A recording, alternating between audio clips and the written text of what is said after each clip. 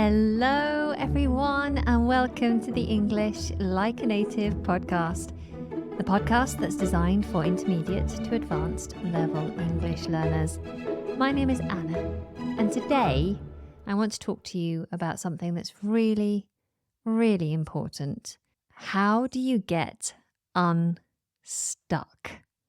Many years ago, I realized that I had a deep passion for piano. It just dawned on me one day. If something dawns on you, dawn like the sun rising, dawn. If something dawns on you, then it means that you have a realization. And it dawned on me one day that all the music that I loved, my favorite songs, all had a very strong piano element to the music. It was at that point that I decided I was going to gift myself a piano. So I saved up and I bought my very first electric piano. It was £150, which for me, as a full-time student and working a part-time job earning, £3 an hour, £150 was a lot of money. And I was so thrilled with this piano. I bought many books and I started trying to teach myself how to play. It's quite tricky with anything that, is a big skill, like learning an instrument. You start off making a few gains and then it becomes quite hard and complicated, and very quickly you lose motivation because it's difficult and it takes a long time to make progress. So a few years went by and I decided, actually now I'm going to find a teacher. It's actually quite difficult to find a teacher to teach you piano as an adult. Many teachers believe that you can't learn piano as an adult. And me being me, I disagreed completely. So I did find a couple of teachers who agreed to take me on and give me a few lessons, but I wasn't inspired. And to be honest, at that time in my life as a young adult, I then had many other things going on and the skill was soon forgotten. The piano became dusty. I've bought many pianos since. I think I've bought about 3 or 4 pianos. And my piano now sits in the main room of the house. I refuse to let it go into a back room. It sits in the main room of the house, but it is always gathering dust. It's always dusty. It's very rare that I actually open up the piano and start tinkling the keys, tinkling the ivories. It has served me over the years. I learnt to play well enough to be a singing teacher and to accompany my students when teaching singing. But for many years now, I'd say 6 or 7 years, I've barely touched it. I never got to a level where I could just sit down and play any song, pick up a piece of sheet music and play. And the reason is me. I'm the obstacle. I would do that thing that many of us do of setting my own time delay, but one that is completely unspecific, and therefore I'm not committed to it. And we all do it. With something that we don't feel is very pressing and important, we say, I'll deal with that later. I'll do it at some point next week. I'll deal with that another time. And all we're doing here is kicking the can down the road. To kick the can down the road is an expression that means to delay dealing with a problem or an issue. So with this learning of a skill that I have a deep desire for, I want to learn the piano, but I don't want it so badly that I'm willing to commit to getting it done. I always say these days, I say, when I'm older or when I have more time. Now, unless I make time, I'm never going to have more time. I'm quite a busy person. This is just my life. I always have so much on my plate, so much to deal with. So saying I'll do it when I have more time is a bit wishy-washy. It's very non-committal, and therefore it's likely that I will never be competent on the piano because I'm not committing. Now, Albert Einstein, who is a very clever man, of course, said, "Nothing happens until something moves. Nothing happens until something moves." What he meant is nothing can be achieved or nothing can progress unless someone takes action.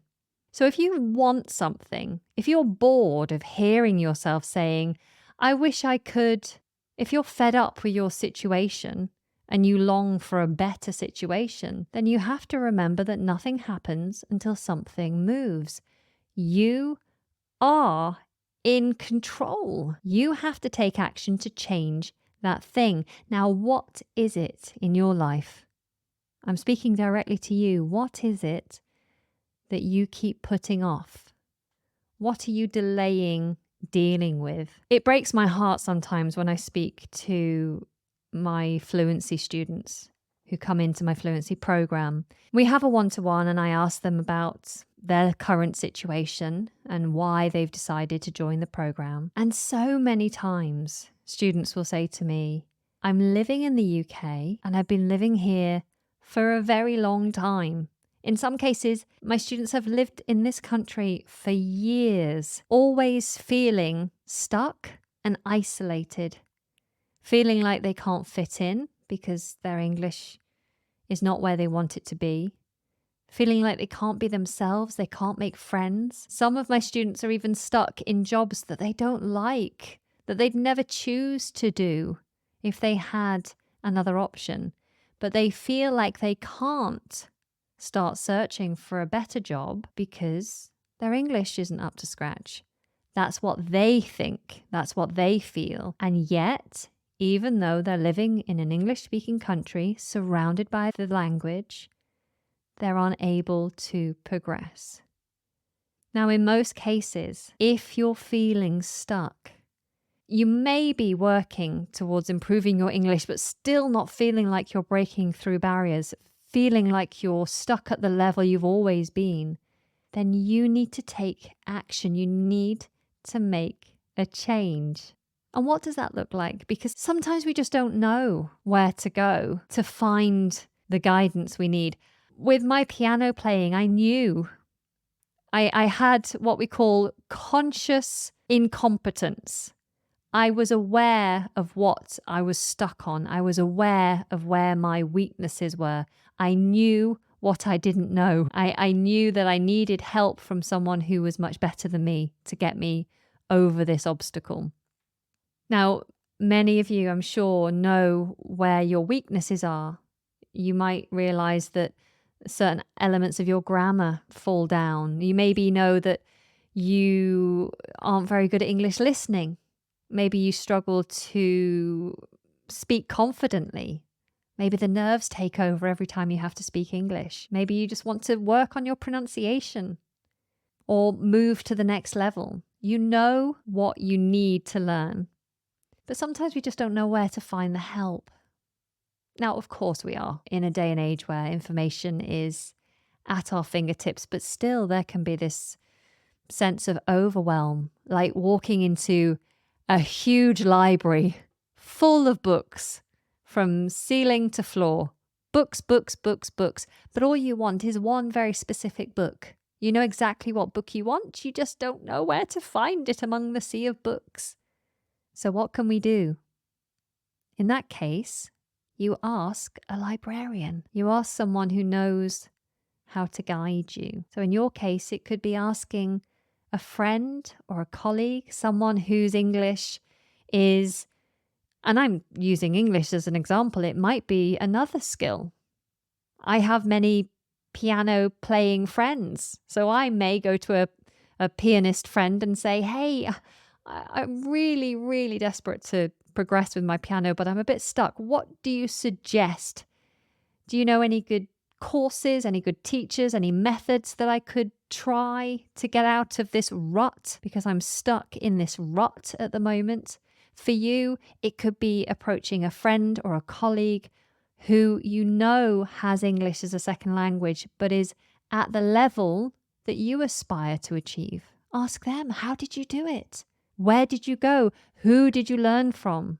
What methods did you try? And see if they can offer you some advice or inspiration. Now, I know that the thing you want to achieve is within you. I know because I've seen it so many times. The people who take action, the people who put their mind to it, achieve their goals.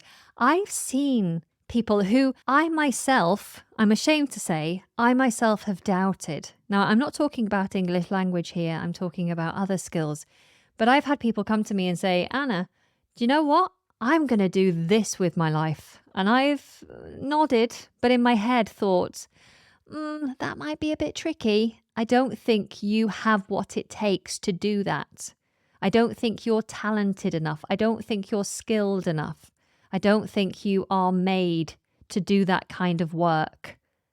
And yet, years later, I find out that they did do it. And I am so happy that they have managed to achieve their goals. And I'm just so comforted by the fact that what is seemingly impossible can be possible if you apply yourself, if you have the right frame of mind and you take action and you turn up for yourself again and again and again.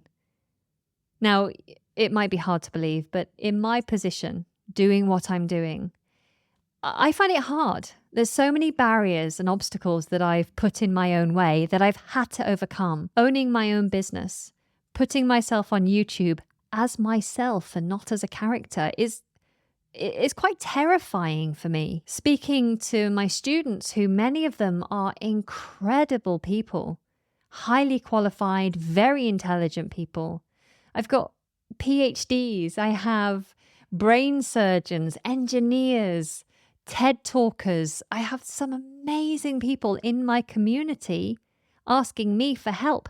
If you'd have told me this 20 years ago, I would have laughed and thought, oh, you're joking. I'll never do that. Me on YouTube? No way. Me teaching these incredible people? Absolutely not. I had crippling anxiety. I had a terrible lack of self-belief, and I didn't think I had anything of worth to give to the world. But I overcame it because at every step, I reminded myself what my goals were, why I wanted to achieve what I have achieved, and why I'm still working towards it. And every time I hit a barrier, something I find difficult, I just think the sooner I get this done, the sooner good things will happen. I call it eating the frog. If you have a plate full of food in front of you and there's a big frog on your plate and you have to eat the frog, but you ignore the frog and eat all the other foods around it, the yummy carrots and the beautifully cooked broccoli, the potatoes, you eat all that, you ignore the frog, but you know the frog is on your plate and at some point you have to eat it. And once you eat that plate of food, then you get dessert.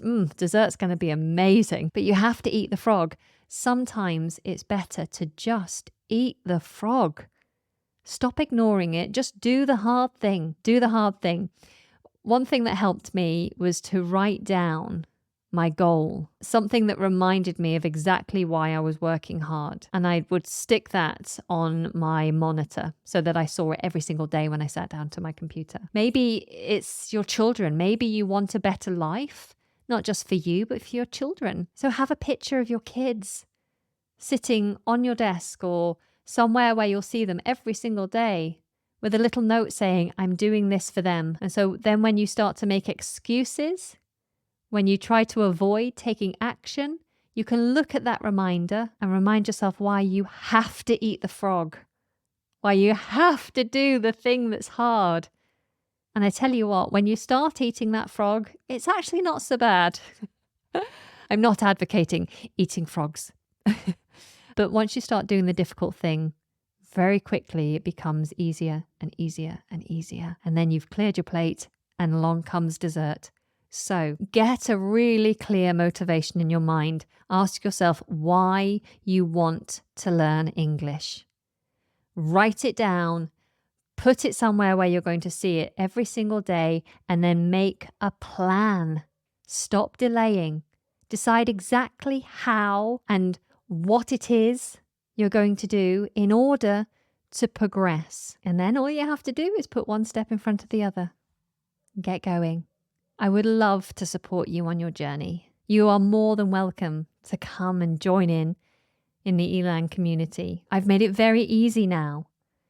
In the past, it was a case of deciding which route was best for you within Elan. Now there are just two options. You can come in to practice, joining the simple standard membership, where you can access live classes, speaking sessions, and bonus material for the podcasts to help with your listening and reading comprehension. Or you can join the Plus membership. And the Plus membership is all about leveling up, taking structured courses to get you to progress in your English language. This includes live lessons, weekly live lessons. This includes help with your pronunciation, the pronunciation course, the level courses B1, B2, C1, C2, a business course. It includes a wealth of knowledge and resource, all wrapped up in a social environment with support for you to access and use however you need. So if you want support, if you like the idea of having a community of like-minded learners to progress with, then come and join the conversation. Come and join the club. I'll leave links to that down in the show notes.